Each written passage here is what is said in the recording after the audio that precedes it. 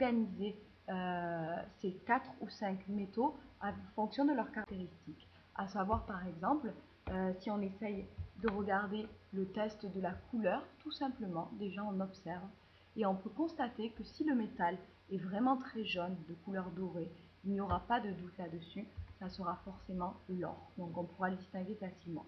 De même, si la couleur va être orangée, ça sera le cuivre, donc une couleur un petit peu cuivrée, donc facile de le distinguer. Ensuite, il nous en reste 4 à distinguer. Je peux faire le test de l'aimant, donc j'approche un aimant des métaux. S'il y en a un qui va se faire attirer, il n'y aura aucun doute là-dessus, ça sera le fer. Pour les 3 autres, l'argent, l'aluminium et le zinc, ça va être le test de la densité qui va permettre de les distinguer.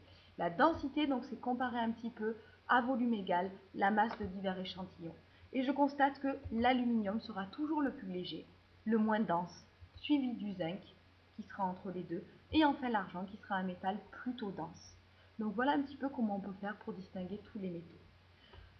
On va parler un peu de l'utilisation de ces divers métaux. Je vous avais montré du coup la Statue de la Liberté, souvenez-vous, qui en 1886 a été construite en cuivre. C'est toujours le cas, sauf que depuis, nous sommes en 2014 et elle ne ressemble pas du tout à ça. Il y a eu des intempéries et elle s'est donc oxydée. Elle s'est recouverte d'une couche qu'on va appeler le verre de Green, que vous connaissez par le biais de ces images. Donc le cuivre peut être utilisé pour fabriquer des statues. Enfin, je vous avais demandé à votre avis à quoi étaient faites les carrosseries des voitures et on avait pu constater qu'elles étaient faites en fer. D'ailleurs, la preuve en est, on peut voir certaines parties sur des vieux véhicules qui sont oxydés, qui sont rouillés du coup par les intempéries. Donc, pour parer à cet inconvénient, l'utilité d'ailleurs d'un autre métal, qui est le zinc, ça va être de recouvrir tous ces véhicules, toutes ces carrosseries, en les plongeant dans un bain de zinc. Et là, on constate qu'on va pouvoir les recouvrir d'un matériau comme le zinc qui a une propriété de ne pas s'altérer comme le fer. Ça s'appelle d'ailleurs la galvanisation.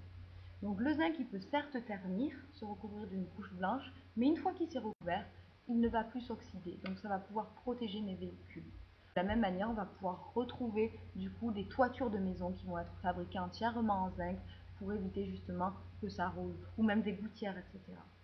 Dernier point, on avait parlé un petit peu de l'aluminium qu'on pouvait retrouver dans pas mal de choses, pas mal d'ustensiles, puisque c'était un métal léger, il était relativement répandu. Donc voilà un petit peu pour le cours des métaux.